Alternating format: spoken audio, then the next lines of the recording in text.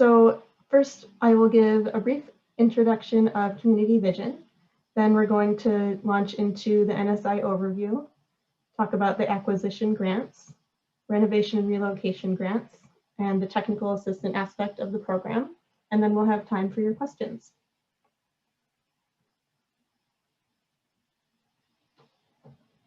So if you're not yet familiar with Community Vision, we're an over 30-year-old community development financial institution, or CDFI, and we serve an area that spans nearly the northern 2/3 of California, from Bakersfield to the Oregon border.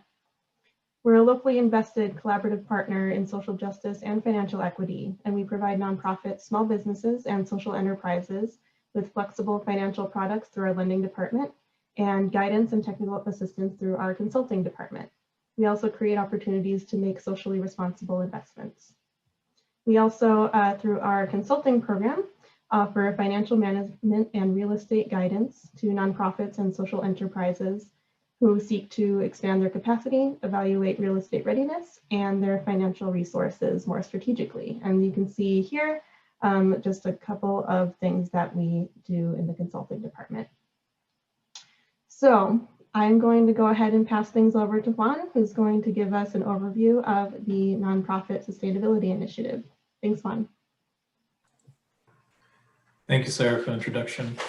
So yeah, welcome all to this first session of the Nonprofit Sustainability Initiative program. So just a quick overview. NSI has been around for approximately 5 years. It builds upon the impact of city programs such as the Nonprofit Space Capital Fund and the Nonprofit Displacement Mitigation Program. And its ultimate goal is to help stabilize nonprofits, help overcome barriers to growth. Next slide, please.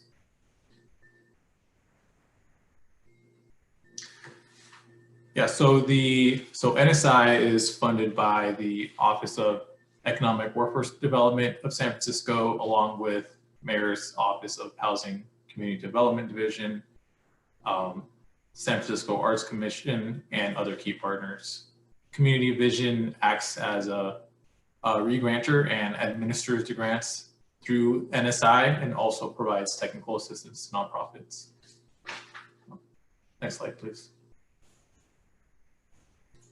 Okay, so since 2017, the NSI program has supported the acquisition of over 137,000 square feet of nonprofit-owned space and supported the stabilization of over 225,000 square feet of nonprofit occupied space.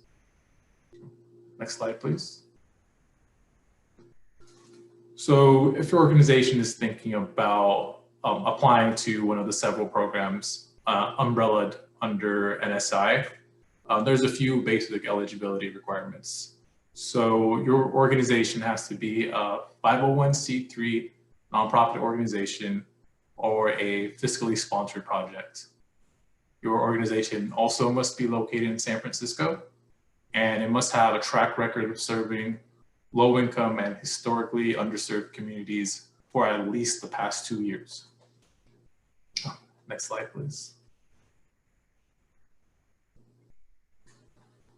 And here we have all the programs that are nestled underneath Nonprofit Sustainability Initiative. So it's split into 2 categories, purchasing and leasing. So depending on what your organization is looking to do with the grants or what type of assistance they need, you'd be following some of these eligibility requirements.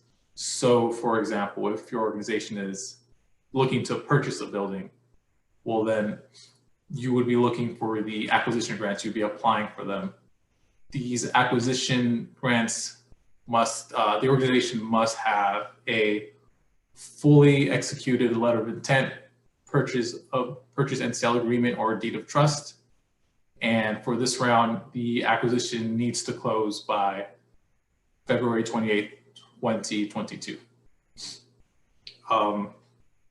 If, for example, you're looking to go into a new lease or of the likes, then your organization must also have a fully executed letter of intent or a lease commencing on or after October 1st, 2019. And again, the funds must be drawn down by the organization by the 28th of February in 2022.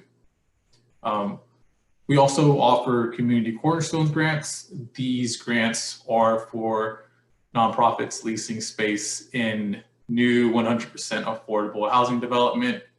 Once again, organizations must have a fully executed letter of intent, purchase and sale agreement, or lease with a nonprofit developer before applying, and the funds have to be also drawn down by the 28th of February. And we also offer a technical assistance program for nonprofits facing displacement or facing barriers to growth, negotiating leases with a new 100% affordable housing development. And these applications are accepted on a rolling basis. For all the grants, the deadline for all of them is January 29th, 2021 at noon.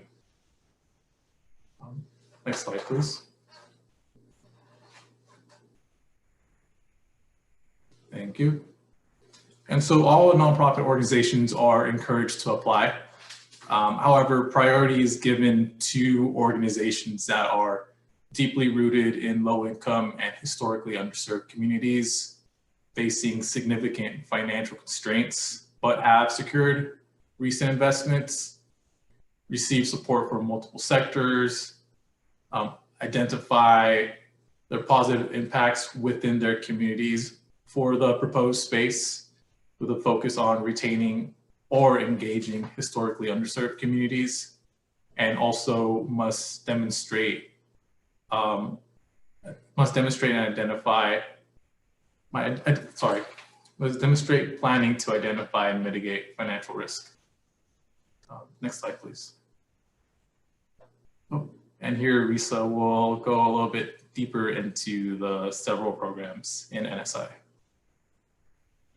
Thank you, Juan, and thank you, Sarah, and hi, everyone. Thank you for joining us. I recognize you could be drinking a cocktail during a COVID happy hour instead of doing this with us, but we're glad you're here, and hopefully we'll be able to answer many of your questions this evening. I did see 2 questions pop up in the Q&A, so I wanted to make sure I answer those first, because this is an info session. This is mostly for you all. We really want to make sure your questions get answered. So related to the relocation and renovation grant, if you don't have a fully executed letter of intent before the January 29th deadline, you will not be eligible for this program. You need a fully executed LOI, letter of intent, or lease.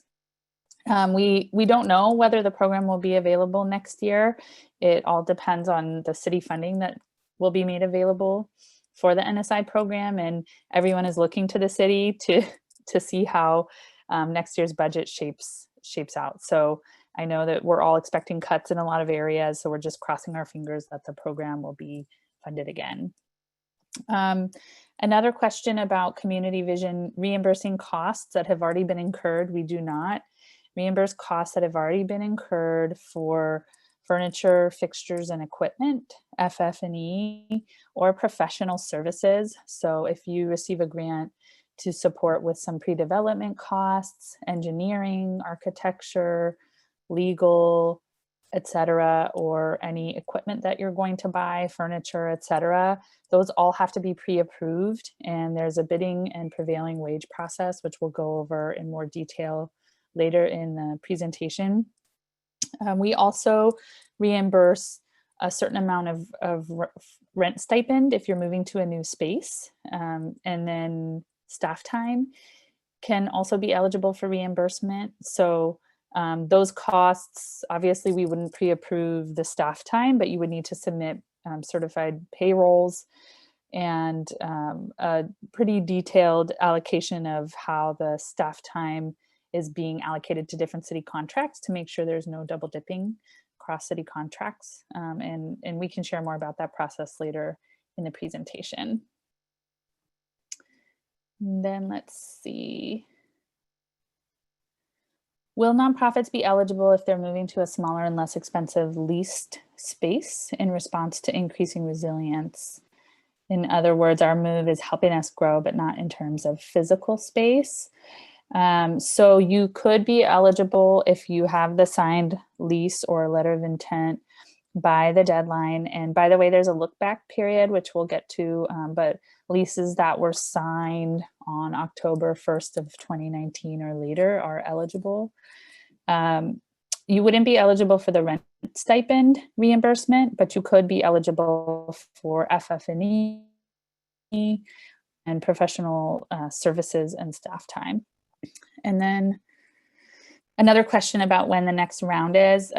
Like I said, we just don't know until the city confirms its new budget priorities in the upcoming year. Okay, so let's get back to the slides and we'll have more chances for questions soon.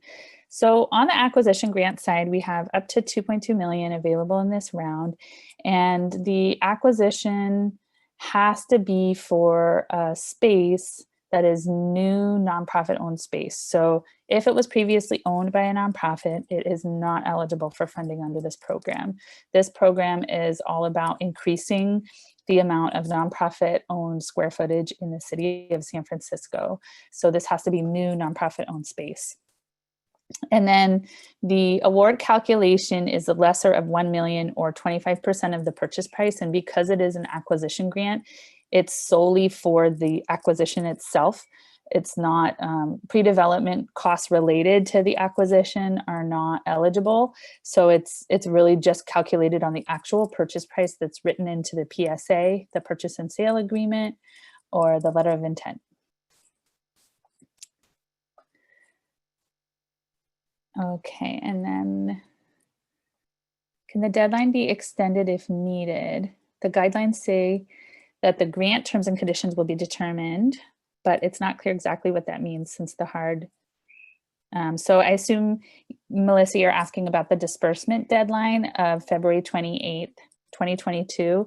That is a pretty strict deadline. So, you know, we try to stick to that in pretty much all cases. If there's a very extenuating circumstance, we would revisit that. And it would be a process that involves the selection committee and would take some time. Okay, so let's go on to the next slide, and we will talk a little more about the acquisition program requirements. So you'll need a fully executed LOI or PSA, and leases of 55 years or longer are eligible for an acquisition grant. And the proceeds, this grant must be dispersed by February 28th of 2022. So when you are preparing your application, thinking about your project, there's going to be a section that asks about timeline, and we're really interested in understanding your timeline, knowing that you're thinking through all of the steps that would be involved, including planning, if there are any changes of use, if there are any zoning changes that would need to be made, you know, how long is that going to take? Are you going to be doing any renovations? How long will that be? Really nailing down exactly how long the project is going to take to close the acquisition. The acquisition needs to be closed by February 28th of 2022. Now, if you're undergoing renovations, the renovations don't need to be complete by that time, but everything leading up to the close of the actual purchase of the building needs to be complete by February 28th. And there is a 30-year compliance period. There will be a deed of trust secured against the property with the city as a co-owner, as the grantee, and a use restriction placed on the property for 30 years, which limits it to nonprofit use. So again, this program is all about expanding nonprofit owned and occupied space in the city of San Francisco. If you're applying for an acquisition grant, you are required to complete a consultation call. And these will take place in January 11th through the 22nd, and the last day to schedule is the 20th. And really the reason for these is so that we can check in with you to really understand your project, your organization, and make sure that you're meeting all of the eligibility requirements before you jump through all of the hoops to apply. So we want to do a bit of a pre-screening process and also help you understand what what other pieces of your application you could develop to put forth a strong case to fund your project. So let's go to the next slide.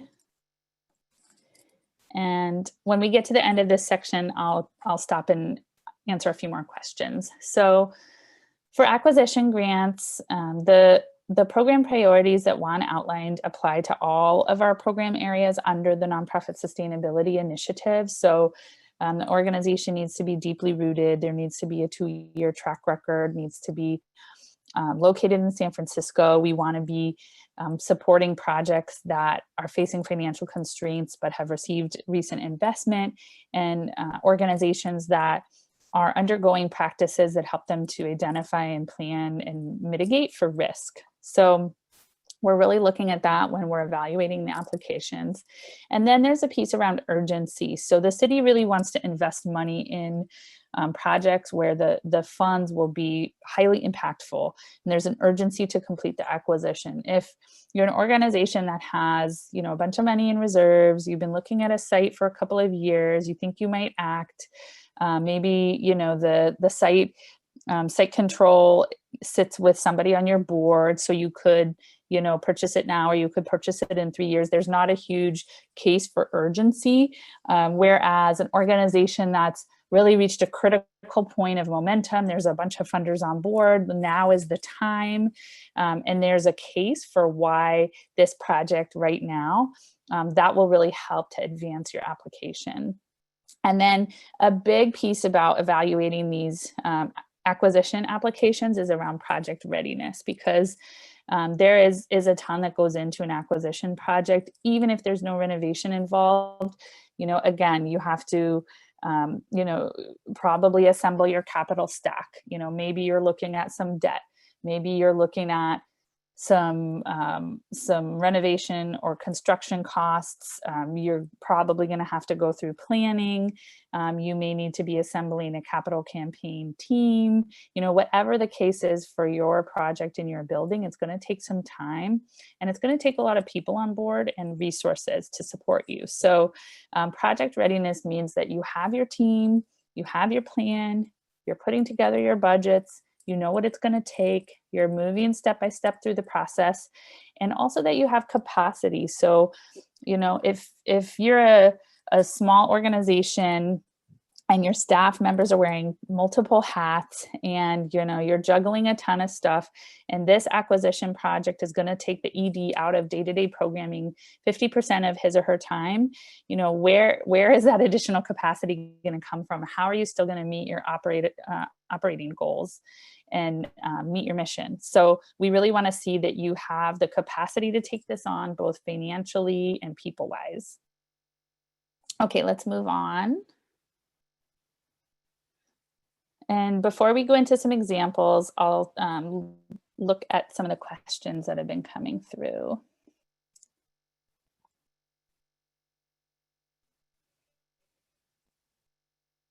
Okay, so can the letter of intent be contingent on receiving acquisition funding? As long as it's an executed letter of intent with a purchase price, or a price per square foot, if it's a lease, you would be eligible. And just about reimbursement, we wouldn't reimburse for costs already incurred for FF&E and professional services. For staff time, we would consider costs that are related to the project. So if you've already completed the project, we would consider staff time that was related to the project and not funded by any other city source. And then the rent stipend would be in the new space that you have the new lease in. So it would be calculated for up to 6 months of rent. And that wouldn't have to be in the future. It could be in the past if you had a lease that was executed on or after October 1st of 2019.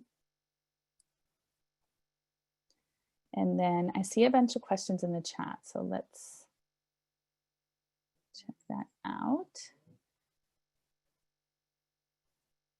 Okay, so would we be eligible if we have been in our current space since October of 2019 and we plan to sign a 2-year lease in May.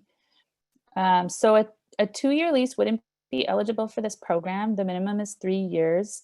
If you had a 3-year lease that was executed on or after October 1st of 2019, you could be eligible.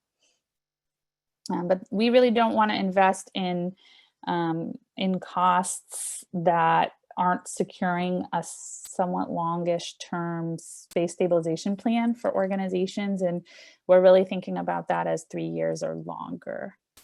And then for a 55-year lease, what can the grant award cover? So that would be calculated the same way the acquisition grants are calculated. So it would be the lesser of 1 million or 25% of the total cost of the lease over the 55 years, and it would be an upfront payment. And then what documentation would need to be submitted in order for the funds to be dispersed? Could you provide a high-level overview of the disbursement process? Yes, we will in a little bit longer. And then, are we eligible for this grant if not all of the students are low income in our school training program? We could talk more about that, Gian, offline if you want to follow up with us. Okay, I think I've got all of the questions so far. So let's move on to the slides. So we're giving a couple of examples here of how the acquisition grants might be calculated. So an organization plans to acquire a building for $8 million and the property needs to be renovated and construction costs are going to be about $2 million. The total budget is 10 for the project. How much is the organization eligible to apply for? And the answer is, feel free to answer in the chat if you think you know. And we'll also move on to see the answer as well. Sarah, if you have a second. Thank you. So the answer is 1 million. This is the upper limit of the grants. The organization is eligible to apply for the lesser of 25% of the acquisition price only. So the $2 million of construction costs are not factored in. And then 25% is 2 million and 1 million is the upper limit. So that's the maximum amount that the organization could apply for. Okay, let's go on to the next example. So the organization is in discussions to acquire a building and the owner is interested in selling, but won't have a finalized LOI by January 29th. Is the organization eligible? And the answer is no. We need a signed and executed LOI in order to apply.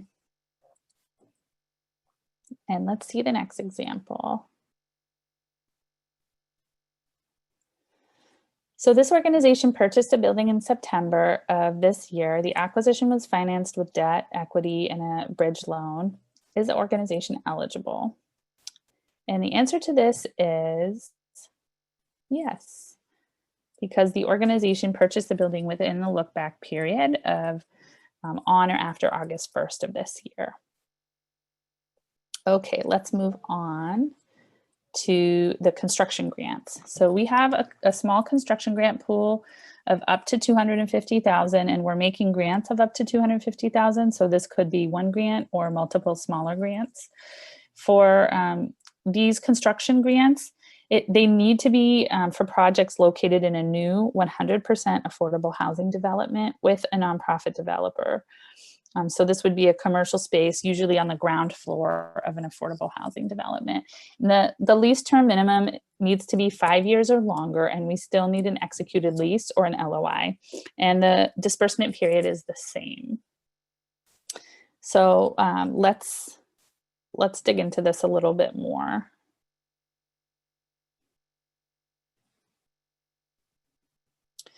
Now, the important detail on the construction grants and also on the renovation grants is that they need to comply with prevailing wage requirements. So for construction grants, the eligible use of funds is solely tenant improvements, so construction only, no pre-development, no moving costs, no staff time. It's only construction activities. And if you're hiring a construction manager or any kind of a contractor to build out your space, they will need to comply with prevailing wage. And it's a pretty detailed process to ensure that they're compensating their workers fairly. It's an equity-based practice that we really believe strongly in, and we also know that it takes time to comply with. So in order to comply with prevailing wage, you need to develop your architectural or space plans and then put together a bid manual. That's pretty extensive, and we have guidelines about how to do that, and we can walk you through the process. And then you post your project in the paper, or I guess in this day and age it would be online. And then you receive your bids and select your contractor. And then within 5 days of signing a contract, we help you to register your project on the DIR website. And we keep all of the documentation about your compliance with prevailing wage. And then the contractor you select to work with needs to continue complying throughout the time that they're working on your project by submitting certified payrolls. So let's go to the next slide. So for reimbursement on the construction grants complying with prevailing wage, you'll have your bid manual with your bids received and a fully executed construction contract. And then we'll need invoices signed by the contractor and the architect. We'll need certified payrolls, a completed expense report. And all of this is to confirm that the contractor is complying with equitable, fair hiring and compensation practices. If you receive a construction grant or a renovation grant with a lease of 5 or more years, and you're using some of these funds to pay for tenant improvements, it's a bit of a heavy lift up front, but once you get all of this stuff in place, it's pretty seamless. So if you have the organizational capacity to put these elements in place, it can really be a great source of funds to cover construction and renovation, which is typically hard to fund with grants. Okay, let's move on to the next slide. So priority criteria is the same across all of the programs under the Nonprofit Sustainability Initiative. For the construction grants and affordable housing developments, we're looking at the length of the lease. We really want to see long leases with options, and ideally an option to purchase as well. These are the most favorable leases for nonprofits. And then we're also looking again at urgency and project readiness.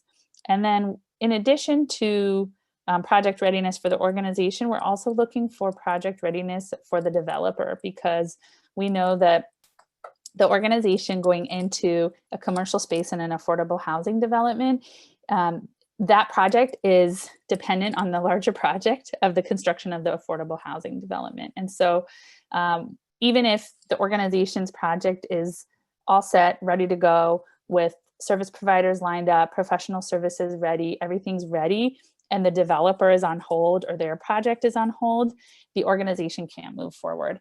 And we have seen that the developer sometimes can hold up the disbursement process in that way and push the organization up towards the disbursement deadline. Okay, let's go on to the next slide.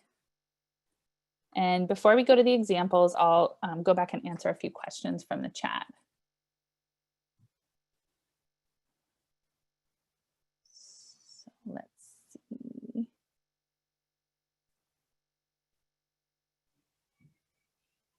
Actually, I think we've answered all of these questions.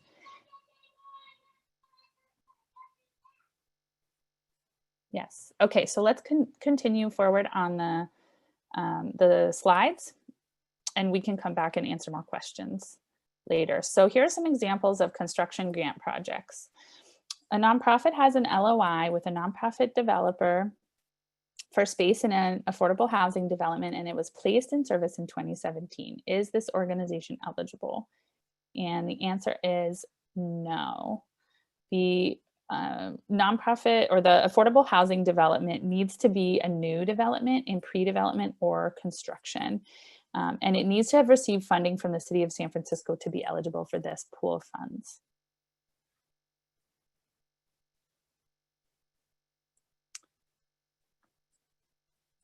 Okay, next example. A nonprofit was awarded a construction grant, and signed a contract with their selected contractor without following the prevailing wage process, will their construction costs still be eligible for reimbursement? And again, the answer is no. You need to get pre-approval for all of the construction costs in these Community Cornerstones construction grants. And in order to get pre-approval, you will need to comply with the bidding requirements and the prevailing wage process.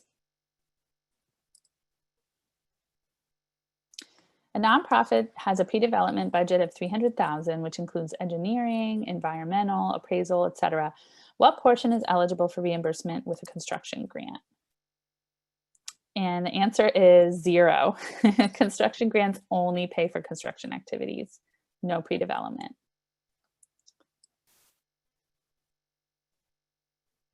Okay, so let's move on to the relocation and renovation grants. So this pool of funds is up to $675,000 for this round, and we're making grants of up to $50,000 for a 3 or 4 year lease and up to $75,000 for a 5 or more year lease. And this round in particular, we've added an extra $10,000 available to organizations who are applying for a relocation or renovation grant of $50,000 to $75,000. And the additional $10,000 add-on is specifically for reopening costs, and capital or operating costs are both eligible. And you'll see in the application that there are a few extra questions about your reopening activities that you can answer to be eligible to receive the additional $10,000. And in order to be eligible, you need a fully executed lease or letter of intent signed on October 1st of 2019 or later. And the lease term has a 3-year minimum. Again, the same disbursement deadline is across all grants for this program, February 28th. Oops, we forgot to change this to 2022. So change that in your notes. That should be 2022. And additionally, for the relocation and renovation grants program, another key eligibility requirement is that the organization has to be at risk of permanent displacement or facing barriers to growth due to real estate constraints. So this specifically is intended to support organizations that are having a real estate challenge. So if you're facing permanent displacement in the next 18 months due to a lease expiring or a change of ownership, etc., or you're facing barriers to growth, meaning that the number of your beneficiaries have grown, or you're expanding your programs, or you're realizing that you're serving folks from a neighborhood that you're not located in. These are all barriers to growth due to real estate constraints. So let's go to the next slide. Okay, so eligible use of funds. The rent stipend covers the rent differential for up to 6 months for only displaced square footage. And we'll get into this more in detail. And we have additional information about this on our website and in our FAQs. But displaced square footage is the square footage that you're moving from. So if you have 1,000 square feet of space now and you move to a 2,000 square foot space, the displaced square footage is 1,000. And FF&E, or furniture, fixtures, and equipment, need to have a minimum of $10,000 to be eligible for reimbursement. And we do prioritize organizations that are relocating or expanding because we really don't want to invest in FF&E that's already been purchased or FF&E that is a natural part of your organization's operations. These are really to fund one-time costs to address real estate constraints. And then we really want to see how the purchase of these fixtures, equipment, etc., support you in serving your employees, your beneficiaries, and your communities. And then you can also request reimbursement for professional services, staff time, moving expenses, and if you have a 5-year lease or longer, you are also eligible for tenant improvements as well. Okay, let's go on to the next slide. So here's a little bit more about the disbursement process. When you're preparing your bidding, you need to obtain 3 quotes. So that goes for FF&E and professional services before you purchase the item, before you sign the contract. And Community Vision needs to pre-approve your bids before, again, you sign or purchase. If you purchase without receiving quotes or without getting pre-approval from Community Vision, you will not be eligible for reimbursement for that cost. We reviewed prevailing wage. There's also a very detailed guideline document on our website about prevailing wage. You can download it and check it out if you want more information. Prevailing wage needs to be complied with for all renovation projects and construction projects. We have a template for reimbursing staff time. So you need to submit your timesheets and verify your payroll, your benefits, everything that's included. And also, again, confirm through an allocation process that you're not requesting time from multiple city contractors, or I'm sorry, city agencies. Okay, let's go to the next slide.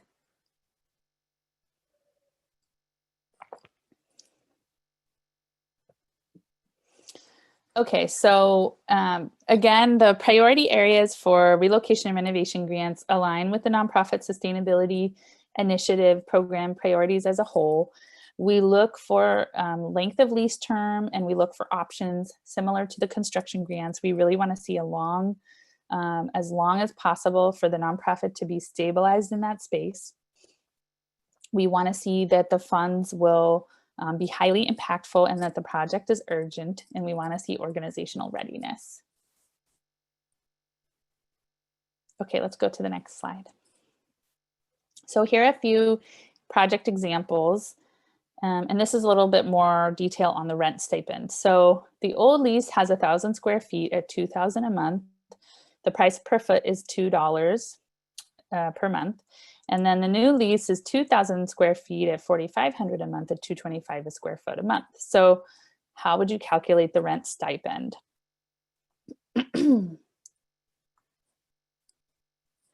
So in this case, the organization is only eligible for the displaced square footage of 1,000. And then you take the difference in the monthly rent per square foot, which is 25 cents, multiply it by the displaced square feet, 1,000, and then multiply that by up to 6 months of eligible rent stipend. So the total amount that this organization could request is $1,500.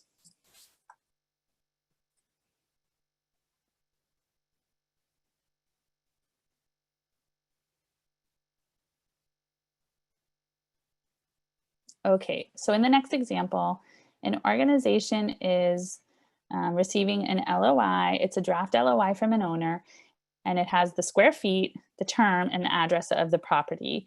The owner has signed the LOI, and the nonprofit is getting ready to sign. Will this fully executed LOI meet the eligibility criteria? And the answer is no. You need to also have the price per square foot, and that will be a full LOI. And then in this situation, the organization is negotiating a 2-year lease with a 1-year option to renew, or to extend rather. Is the organization eligible? And again, the answer is no. We need a 3-year minimum base term to be eligible for this program.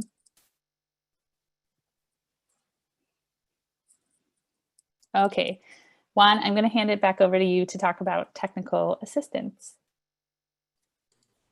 Thanks, Risa. I think there's a few questions in the Q&A we just want to go through before jumping off the TA.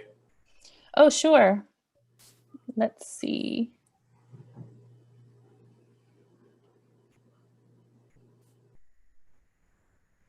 So let's see.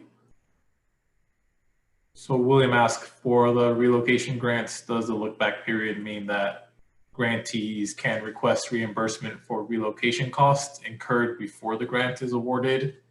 And if not, is there a time frame for the expected grant award? Okay, so costs incurred before the grant is awarded are generally not eligible for reimbursement. If it's staff time and the staff time was one-time, staff time spending related to this real estate project, it would be considered. But any FF&E purchases or professional services related to the project that were incurred before Community Vision could pre-approve or not eligible because we were not able to confirm that your organization complied with the bidding requirements or prevailing wage. Okay, and then let's see. Would you be eligible for the grant if you were renegotiating a lease? So again, if there's a fully executed lease within the period on or after October 1st of 2019, and it's at least 3 years, you would be eligible. And then construction. So in terms of the disbursement timeline, if you're applying for an acquisition grant, then the acquisition has to be completed by the disbursement deadline. So that means the acquisition has to close. If you're purchasing a building for $5 million and you receive a grant from this program for $1 million and you're getting a loan for another $4 million, that means your loan has to close and the grant has to close, and you have to go through escrow, and all of that purchase process and closing process has to occur and be completed by February 28th of 2022.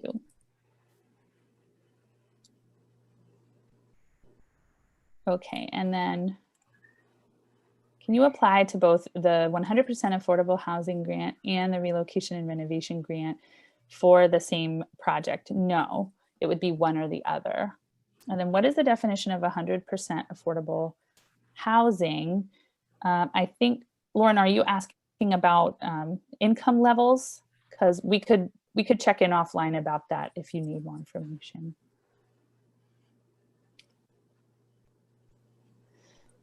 Okay, let's see. The lease expires on July 1st of 2021. If we don't have a 3-year lease in 2019, are we still eligible for lease renewal technical support? So yes, you don't need a fully executed lease to apply for technical assistance.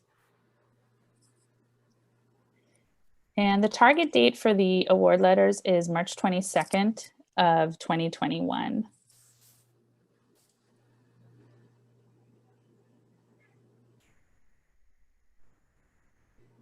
Okay, let's see. Can risk of displacement or barriers to growth be related to COVID concerns or social distancing issues? I think that there is an argument to be made for barriers to growth. If you're an organization that is based on in-person services, and now you're not able to provide the same services to your beneficiaries that you have been, and you're not able to change, adjust, or expand programs that you have had in the works. I think there's definitely, a reality to that a lot of organizations are facing. Okay, is there any eligibility for fiscally sponsored organizations renting their first space? So as long as you're a nonprofit or a 501c3 or a fiscally sponsored project of a nonprofit organization, you are eligible. And then a lot of us are moving into smaller spaces due to financial pressures. If we move to a smaller space, there's no transitional rent reimbursement allowed. Correct. That's true. This program is about expanding nonprofit owned and occupied space. So, the funds, the intended use of the funds is not to support organizations downsizing.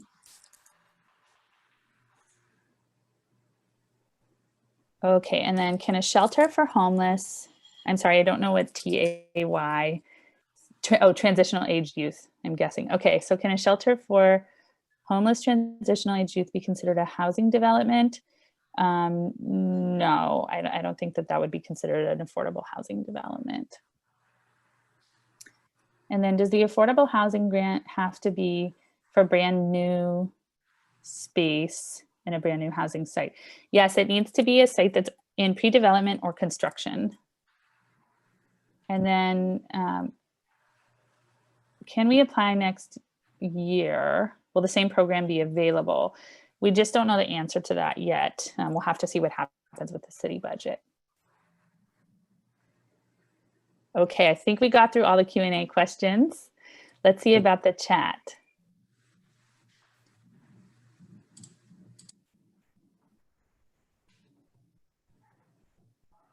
I see something about, is the developer doing the construction? Katie, if you want to rephrase your question, that would be helpful. And then I see something from Michelle. Under the Community Cornerstone Project, does the nonprofit need to be a party to the construction contract? Could the developer of the affordable housing development contract with the contract for the pay the invoices? Okay, Michelle, it sounds like we should connect offline about your question since it's highly specific. So feel free to reach out to us after this webinar. Okay, I think we're ready to move on. So Juan, why don't you take it away? And then we'll have a little more time at the end to answer more questions.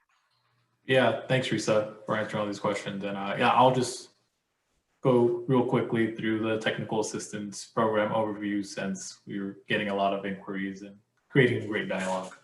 So the other program under the NSI initiative is our technical assistance program. And through this program, we help serve organizations facing permanent displacement within the next 18 months or barriers to growth due to real estate constraints, or who are negotiating a lease in a new 100% affordable housing development. So organizations will be receiving help from our expert real estate and financial management consultants. It's usually a one-on-one engagement, but depending on the organization's need, it could transition to like both a financial management and real estate consultant engagement.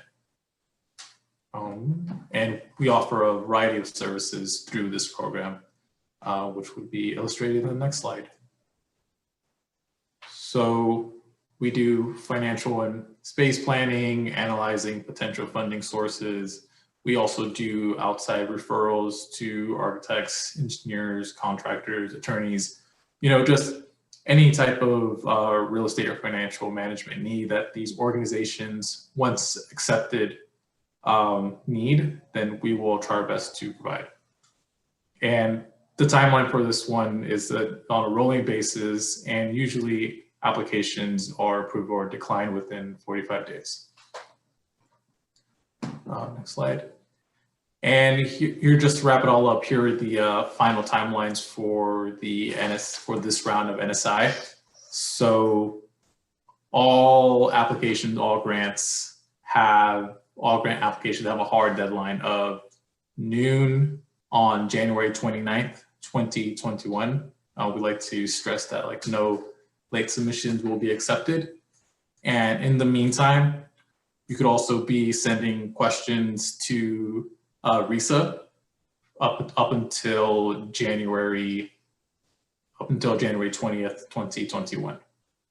Acquisition grants, if you're applying for an acquisition grant, you will need to have a consultation call, and the last day to schedule that will be also on Wednesday, January 20th, 2021.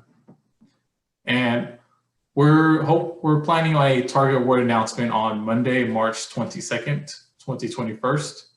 And once again, if you apply for a technical assistance help, then you'll find out whether or not you qualify within 45 days.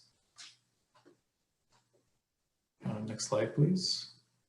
And yeah, that is it.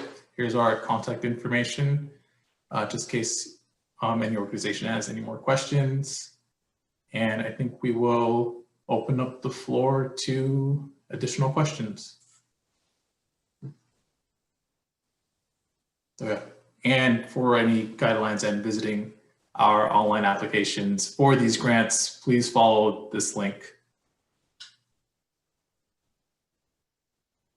So it's communityvisionca.org/SF sustainability.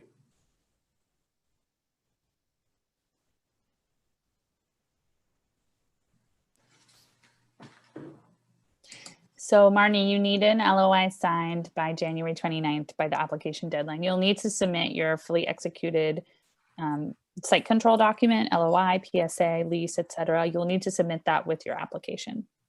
And the application is due on Friday, January 29th at 12 p.m.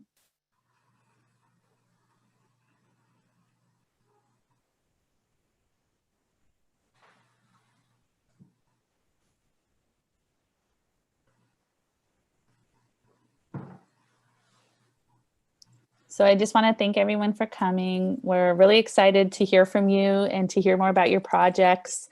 We're excited to be sharing more about the Nonprofit Sustainability Initiative, and we're happy to help. So there's a lot of information to digest. There's a lot of information on our website as well. So please spend some time at communityvisionca.org/SF sustainability. You'll find all of the program guidelines. There's a very detailed FAQ page. We also have a printable document checklist of documents that you'll need to submit for your application. The applications are also able to save your progress. So you can start the application now and go back to it as you gather more information. We'll be doing another information session in January 6th at 10 a.m. So please help us spread the word as well. If you know of other organizations who might benefit from this funding or technical assistance.